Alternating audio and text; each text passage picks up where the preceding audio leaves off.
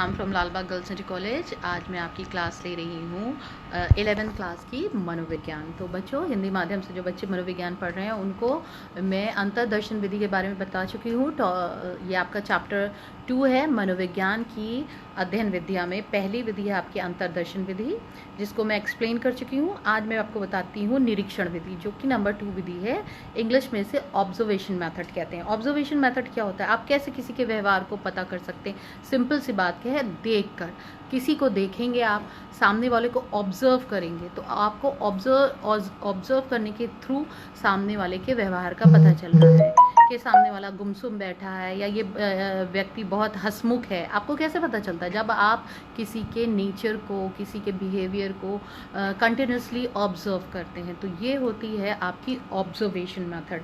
तो देखिए आपकी बुक में क्या लिखा है। जब हम घटनाओं का सूक्ष्म रूप से क्रमबद्ध तरीके से अवलोकन या निरीक्षण करते हैं तो उसे निरीक्षण कहते हैं। दूसरे शब्दों में देखभाल और सुनकर कार्य करने या किसी निष्कर्ष पर पहुंचने की विधि को भी निरीक्षण विधि कहते हैं। अर्थात जब हम किसी घटना का या किसी व्यक्ति का निरीक्षण करते हैं तो इसको निरीक्षण विधि कहते हैं। और उन निरीक्षण करने के बाद जो हम निष्कर्ष निकालते हैं तो वो निष्कर्ष ही किस विधि द्वारा निकलता है? निरीक्षण विधि द्वारा। मनोविज्ञान में निरीक्षण पद्धति का बहुत महत्व है। It means that observation method is very important in psychology. मनोविज्ञान में निरीक्षण विधि का महत्व इसलिए अधिक है क्योंकि प्रायः इसमें वह दोष देखने को नहीं मिलते जो अंतर्दर्शन विधि में मिलते हैं।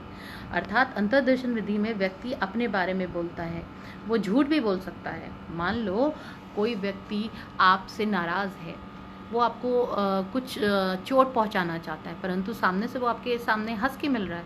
तो अंतर्दर्शन विधि के द्वारा वो कह रहा है मैं तो आपका दोस्त हूँ, परंतु मन के अंदर वो दोस्त नहीं, आपका दुश्मन है।